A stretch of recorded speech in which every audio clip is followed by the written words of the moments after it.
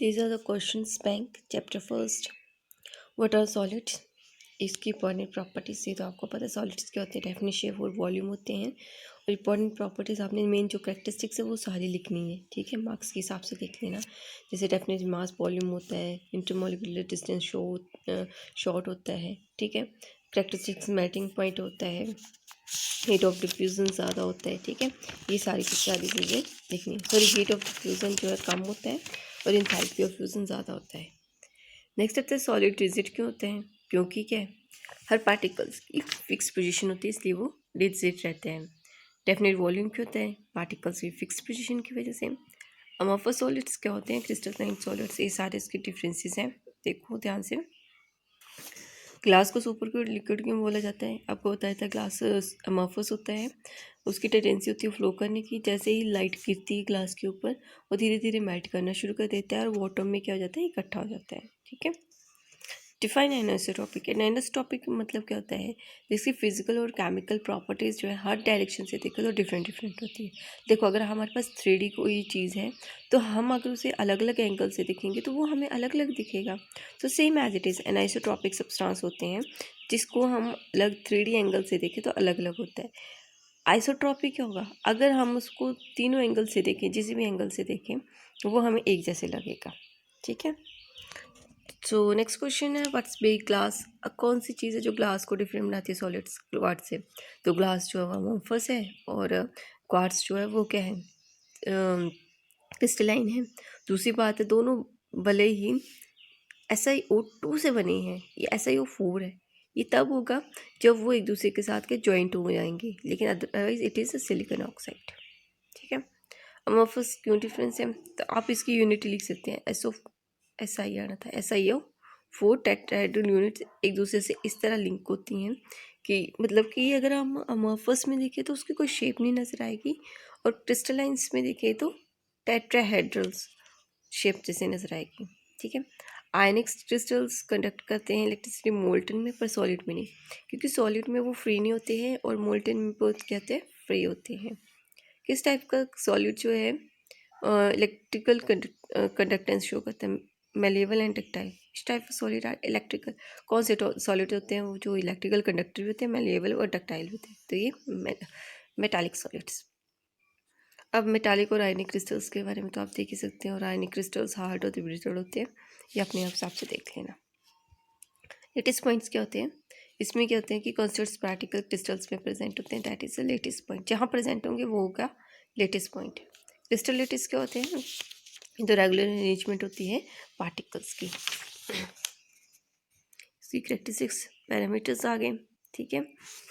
Next आते हैं hexagonal और मोनोक्लिनिक, ये तो यूनिट आप इसको एज लेंथ और एंगल के बेस के ऊपर आप इसको डिफरेंस कर सकते हैं।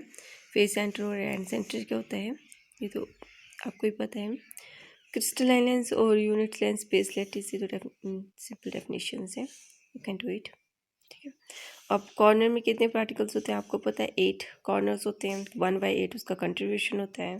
सिमिलरिटीज इस वे से आप निकाल सकते हो, बट इससे रिलेटेड क्वेश्चन आते हैं नेक्स्ट में, वो आपको बताते हैं, ठीक है। कोऑर्डिनेशन नंबर क्या होता है, कितने एटम सेंटर एटम से अटैच है वो कोऑर्डिनेशन नंबर होगा, ठीक है। तो आपने कोऑर्डिनेशन नंबर बताना है किसमें, क्यूबिक क्लोज पैकिंग, इसमें 12 होता है और बॉडी सेंटर में 8 होता है।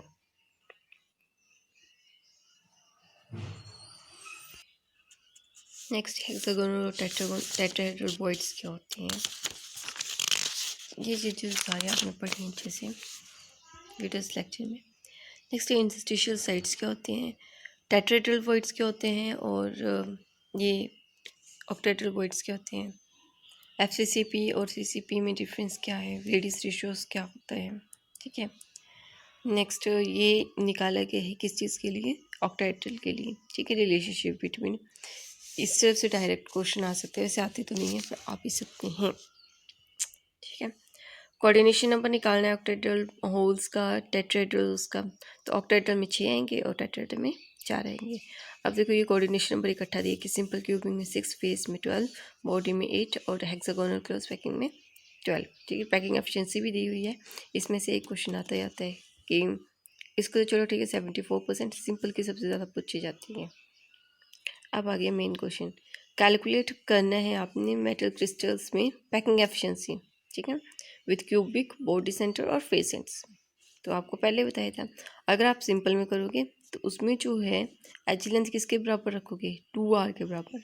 ये हमने तब भी निकाला था जब रिलेशनशिप एज लेंथ और रेडियस के बीच में निकाल रहे थे, ठीक है। तो देखो ये क्यूब है, इस क्यूब में कितने स्फीयर्स आ रहे हैं, 1/8 मतलब A1 बोलेंगे। तो जितने स्फीयर हैं divided by units, volume of units है। तो वॉल्यूम ऑफ वन एटम जो स्फीयर है डिवाइडेड बाय स्फीयर का क्या होता है फॉर्मूला, 4/3πr³। पर यहाँ पर एक ही आइटम होता है ना कोऑर्डिनेट, मतलब होल ऑफ द कंट्रीब्यूशन 1 होती है, तो 1 से करेंगे। सिमिलरली अगर हम बॉडी सेंटर्स के निकालेंगे तो एज लेंथ कितनी होगी, √3। देखो बॉडी ऐसे प्रेजेंट है तो इसलिए डायगोनल्स का ही लेना है आपने, तो √3 है और इसको कोरिलेट कर दो एज लेंथ से के साथ, ठीक है। इस वजह से आप पैकिंग एफिशिएंसी खुद निकाल सकते हो। अब बताइए यूनिट सेल के हैं क्वेश्चन के कि आप how can you determine atomic mass, आप एटॉमिक मास कैसे निकाल सकते हो किसी भी अननोन मेटल का, ठीक है। अगर आपको डेंसिटी दी हो और उसके डिमेंशंस दी हो, तो पहले जो दी है वो लिखेंगे। अगर हमें एज लेंथ दी हो ए और डेंसिटी दी हो टी, ठीक है, तो हमें पता है कि पर यूनिट सेल में कितने एटम होते हैं, Z एटम होते हैं, और एम तो उसका मोलर मास हो गया, ठीक है। अगर 8 एटम है मेटल में तो मास ऑफ एक एटम का मास कितना होगा, तो कैपिटल एम, ठीक है, डिवाइडेड बाय एवोगैड्रोस नंबर, ठीक है। कैपिटल एम में इसका मोलर मास है कि कितने ग्राम का मास कितना होगा, ठीक है। N A is Avogadro's number. Density किसकी बराबर होती है, मास अपॉन वॉल्यूम, ठीक है। तो मास किसके बराबर हो गया, M upon N A, M upon, अच्छा पहले दूसरे फॉर्म में एम अपॉन एन ए आ जाएगा ना, और वॉल्यूम क्या होता है ए का क्यूब नीचे आ जाएगा, और जेड आ जाएगा एक एटम का मास, ठीक है। नेक्स्ट आता है imperfection in solids. What do mean by imperfection, तो इम्परफेक्शन आपको बता दी थी ये किस वजह से होती है, किस डिफेक्ट्स बता दिए थे कि दो तरह से ये पॉइंट और लाइन डिफेक्ट आप इसमें पढ़ोगे और सबसे ज़्यादा पॉइंट डिफेक्ट्स पढ़ोगे, ठीक है। ये सारे उसी से रिलेटेड क्वेश्चन है और हर एक क्वेश्चन बताए हैं। पॉइंट्स डिफेक्ट, स्कॉट की डिफेक्ट, इसके मेन कॉन्सिक्वेंसेस क्या है और कौन से बोथ शो करते हैं, ठीक है। इसका डिफरेंसेस भी आ सकते हैं, ज़्यादातर डिफरेंसेस ही आते हैं इसमें।